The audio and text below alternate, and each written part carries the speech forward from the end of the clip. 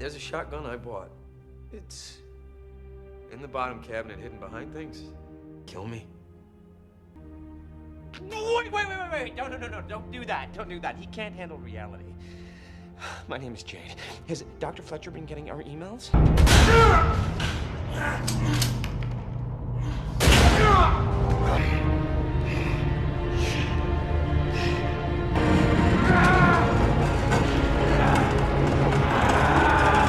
The movie begins at a restaurant where a girl named Casey sits alone during a party for her classmate Claire.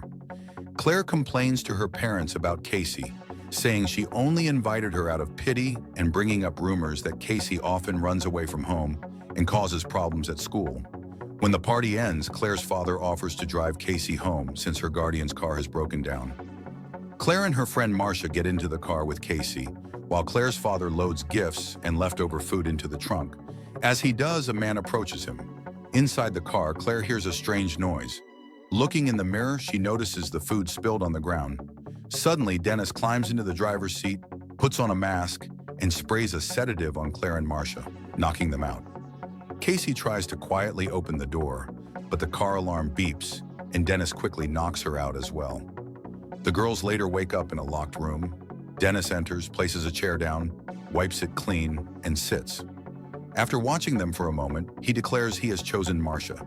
He drags her away while she struggles. Casey tells Marcia to urinate on herself to repel him. Despite her resistance, Dennis pulls her out and shuts the door. Marcia's screams echo through the hallway while Claire desperately pounds on the locked door. Dennis eventually returns, hitting Claire with the door as he enters. He throws Marcia back onto the bed, disgusted, and leaves. Marcia explains that Dennis wanted her to dance for him, but urinating on herself kept him away.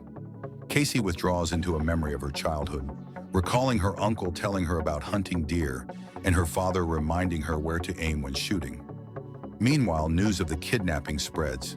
Claire's father, who survived the attack, reports the incident to the police. Psychologist Dr. Karen sees the report on TV but is distracted when she receives an urgent email from a patient named Barry requesting a session. Back in the room, Claire wants to plan an attack on Dennis, but Casey warns that he is too strong and fighting will only make things worse. As tensions rise, Casey retreats into another hunting memory. Later, Dennis visits Dr. Karen, though she addresses him as Barry. He brings her clothing designs and speaks calmly. While he talks about various topics, Karen repeatedly brings up his urgent email, asking what happened. Suddenly, his behavior shifts. He dismisses the email as a moment of weakness and decides to leave.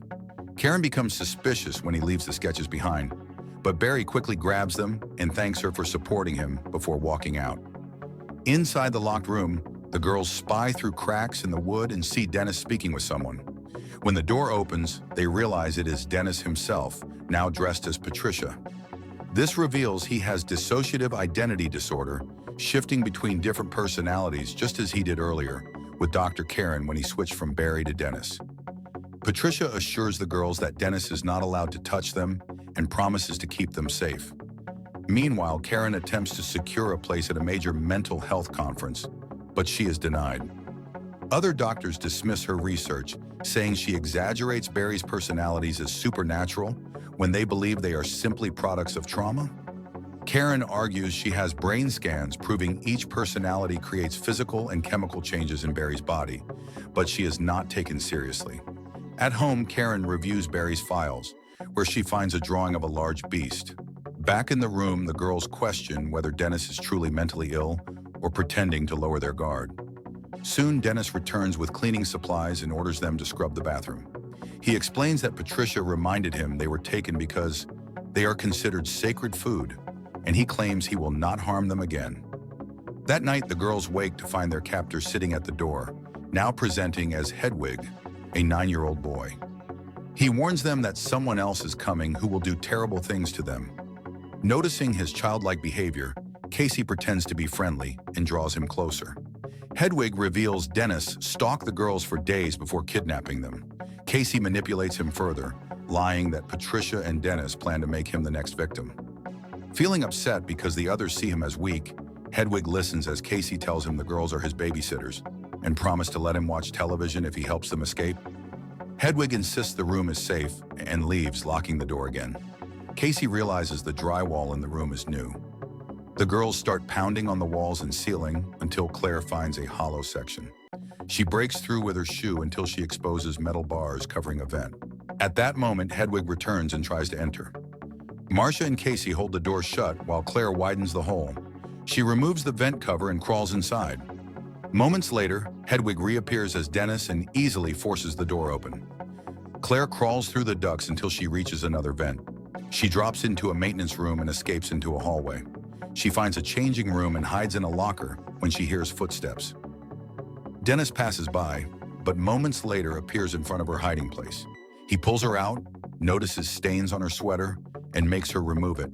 Then he locks her in another room and blocks the ceiling hole to prevent further escapes. He tells Casey and Marcia that they will never see Claire again and takes Casey's dirty shirt before leaving. The next day, Dr. Karen finally secures an opportunity to present her research at the mental health conference. Dr. Karen explains that different identities within one person can have unique physical traits. One identity may have an allergy, while another does not. She recalls a patient who could write with both hands at the same time, with each hand controlled by a different identity. Karen begins to question if people with dissociative identity disorder have tapped into parts of the brain that others cannot access, possibly even crossing into the supernatural. Later, Barry visits Karen after sending her another urgent email. Karen quickly realizes this is not Barry, but another personality pretending to be him. She confronts him, identifying him as Dennis, one of the 23 identities she knows exist within the same body. Karen has never met Dennis before because Barry banned him. Dennis was excluded for making girls dance without clothes and for his compulsive cleaning habits. Karen notices him arranging her belongings and confirms her suspicion that she is speaking to Dennis. She also points out that Patricia, another unstable identity, was supposed to be banned as well. Dennis panics, insists he is Barry, and deliberately stains his clothes before leaving.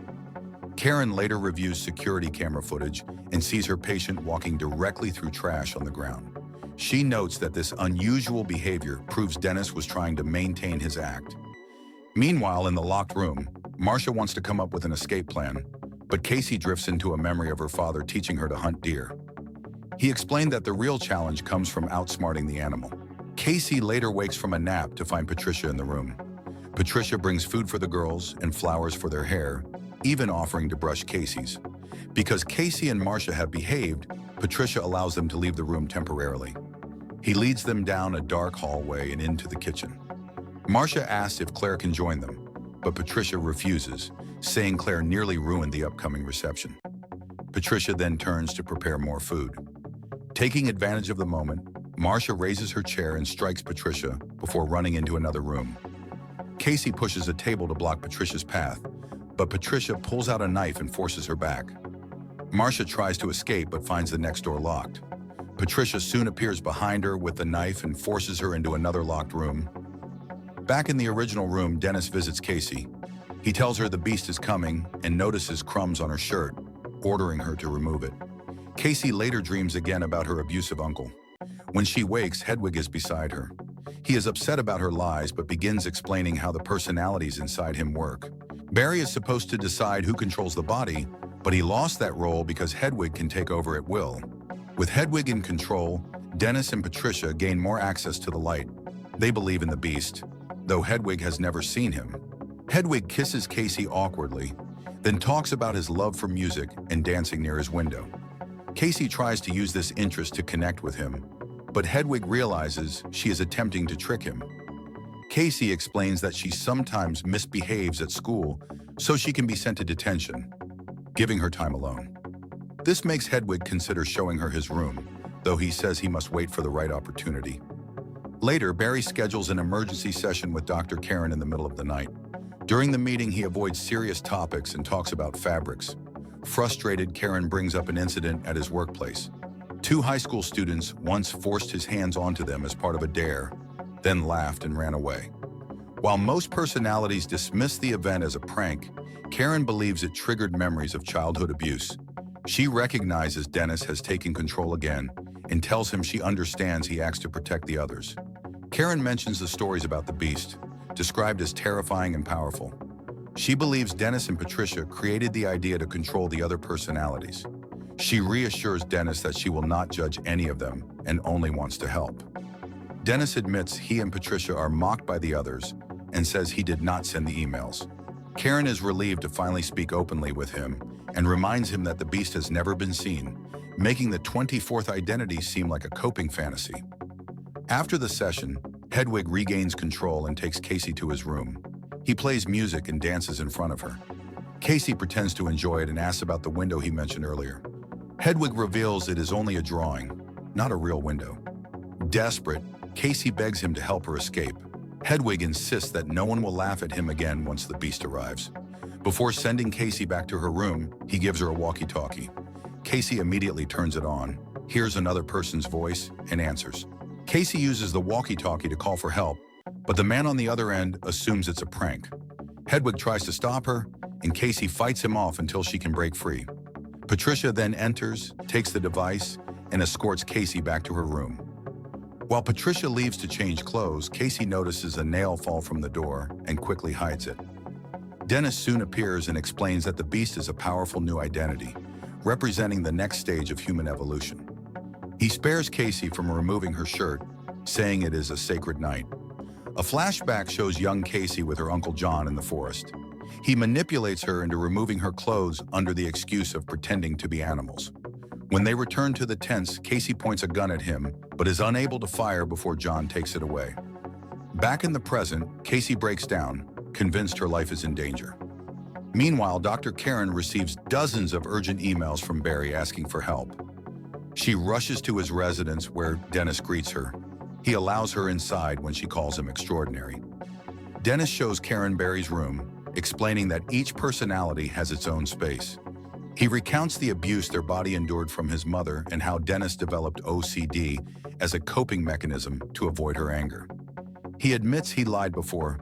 The beast is real, extremely powerful, and already emerging. Karen, unsettled, pretends to be fascinated and suggests continuing the discussion in her office. Before leaving, she asks for the bathroom and discreetly blocks the keyhole with tissue paper. On her way out, she discovers a bolted door and opens it to find Claire inside. Before Karen can react, Dennis locks the door again and sedates her with a spray. He confines her in another room before leaving to buy flowers. In captivity, Claire calls out so Marcia in the next room can hear her. Marcia searches the shelves, finds a hanger, and uses it to try unlocking the door. At the same time, Casey uses the nail to pick her lock and successfully opens her door, though the next one she finds is locked. She tries to use the computer but finds it has no internet connection. She begins opening video files and sees clips for each of the personalities. Barry appears on screen and admits he is worried because the other identities have been trying to take control. At the subway station, Dennis puts down the flowers and enters an empty train car. He removes his shirt as his body starts to transform. His muscles enlarge and his veins bulge until he becomes the beast. He climbs onto the roof of the train car and jumps off. Outside the tunnel, a police dog barks frantically, sensing movement. The beast moves quickly through the shadows, crossing the neighborhood. When he reaches his home, he leaps over the gate instead of using the keys. Meanwhile, Marcia manages to reach the bolt with a hanger and unlocks it. In another room, Karen wakes up and, still dizzy from the sedative, begins writing a note. Her vision is blurred, but she grabs a knife from a nearby table as the beast enters. He approaches her from behind. Karen repeatedly stabs him, but his body is so strong that the knife snaps against his skin. The beast wraps his arms tightly around her and squeezes with enough force to crush her spine, killing her instantly. Casey continues watching the videos and sees Barry taking keys from a hanger. She goes to the same spot, finds the keys hidden under a hat, and unlocks her room. She searches the corridor for her friends. Looking into Marcia's room, she finds her lying dead on the floor with a deep wound in her stomach. Hearing a noise from the next room, Casey opens the door and sees Claire suddenly dragged behind furniture. As she looks closer, she sees the beast tearing into Claire's body and eating her organs. Casey quickly retreats and locks the door behind her. She keeps searching for an exit and comes across Karen's body with the note still beside it. The note tells her to say his name, Kevin Wendell Crumb. The beast bends a metal bolt with his hands to force his way into the next room, crawling on the walls as he enters. Casey repeats his real name, causing him to falter, lose control, and collapse unconscious. A flashback shows Kevin as a child being beaten by his mother, who always used his full name when scolding him. When he wakes up, Kevin has regained control of his body.